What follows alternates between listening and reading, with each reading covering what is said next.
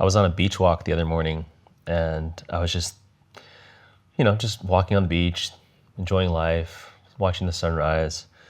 And I had this realization that was so profound. I realized that we make life so complicated sometimes. What should I do about this? What should I do about that? And I realized it's actually so simple. Our only job in life is to know our truth, speak our truth with love, and then act in alignment with that truth. As long as we can do this one thing, it doesn't matter what the outside looks like, because we'll be connected to the only thing that matters, which is ourself throughout the process.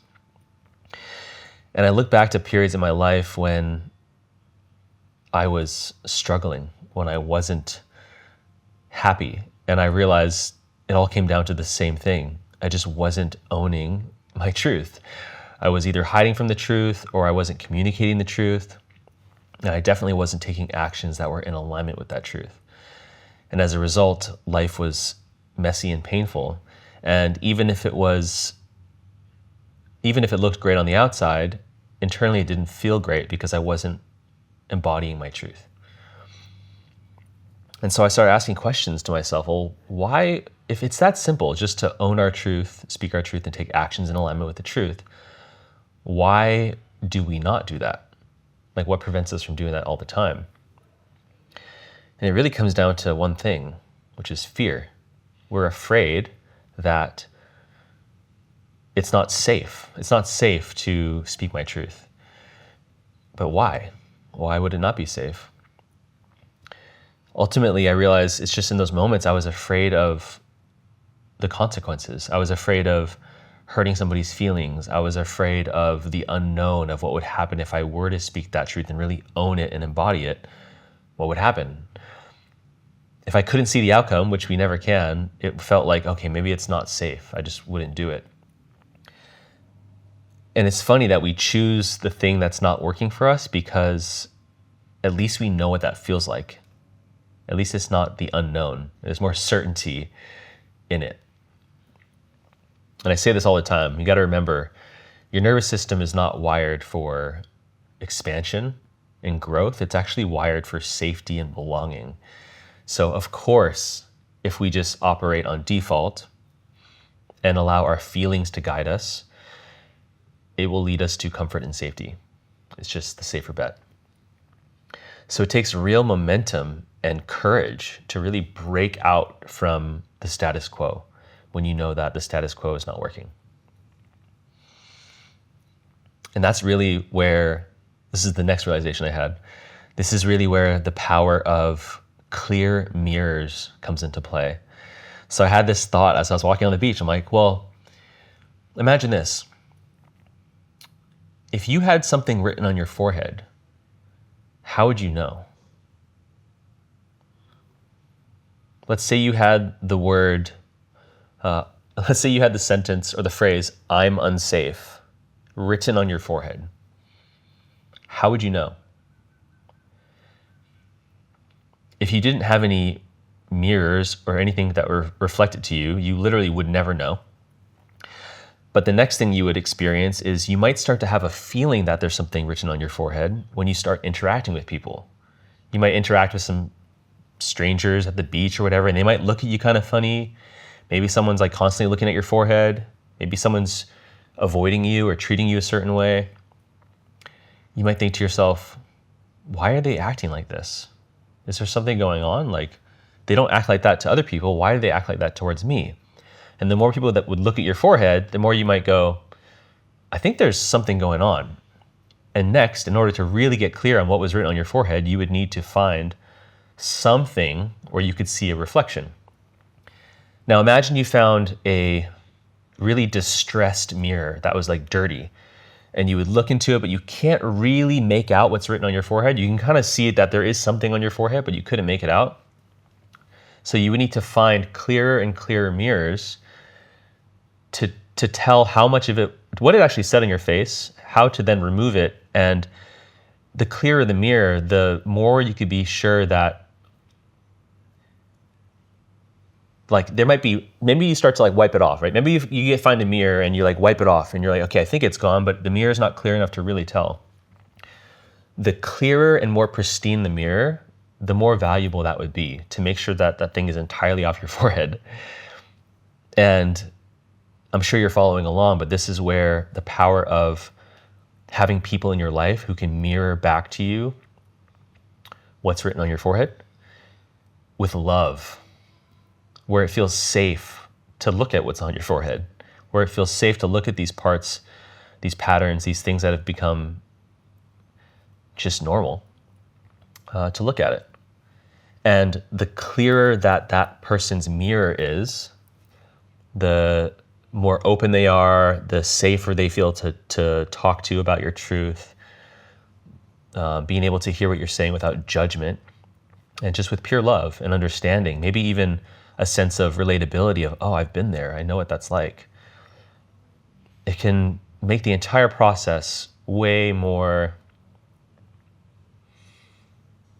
enjoyable, beautiful, graceful, and just really give you the sense of confidence and courage to take actions in alignment with your truth, which at the end of the day, that's really what it's all about. So it's just funny, as I'm walking the beach, I'm just like, it's so simple. It's actually so simple, but we've been trained our entire lives we've been programmed to not really own our truth.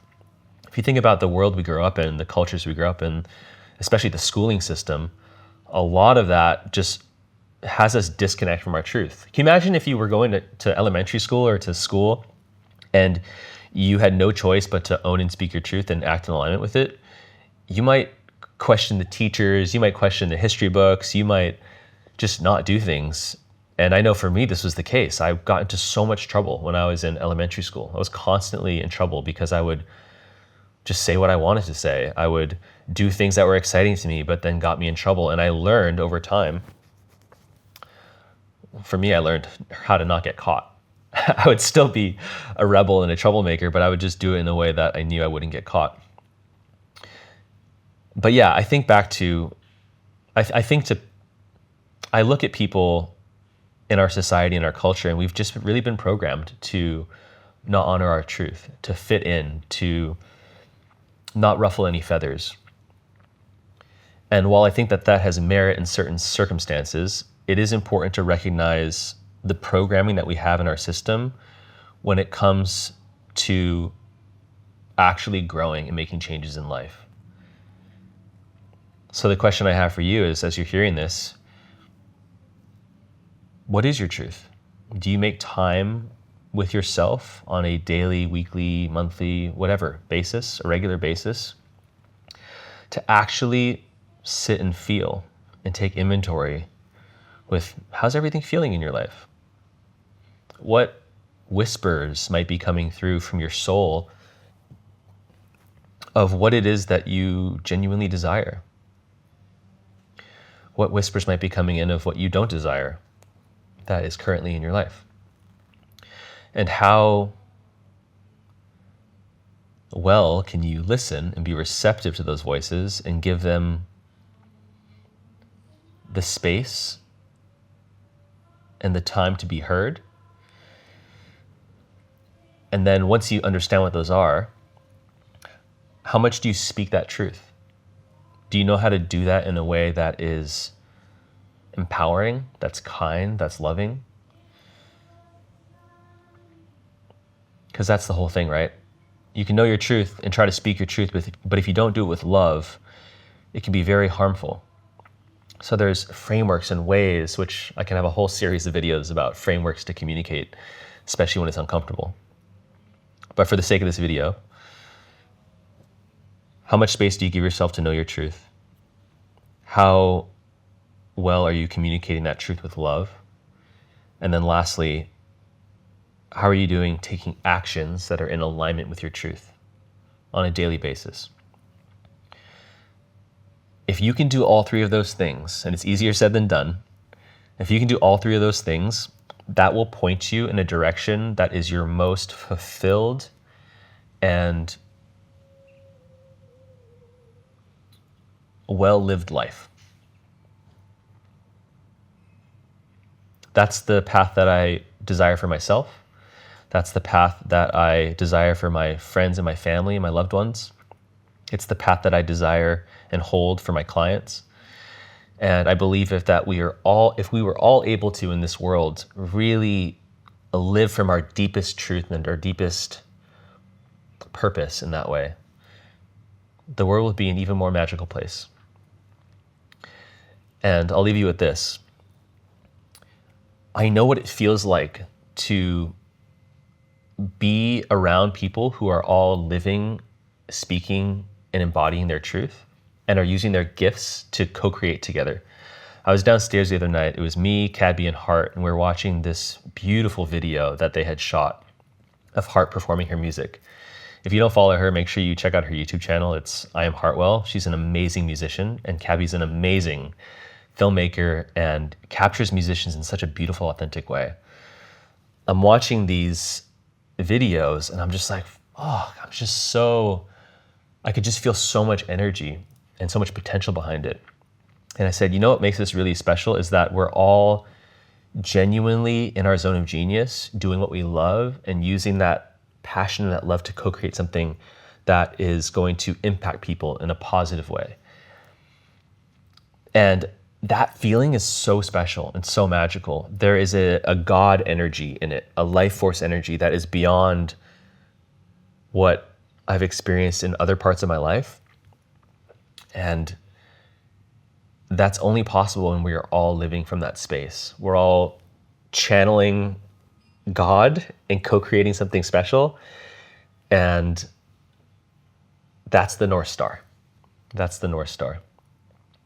I want to be around people like that. I want to be a person like that. And I want to help create more people like that in this world, because that's the kind of world that I want to live in.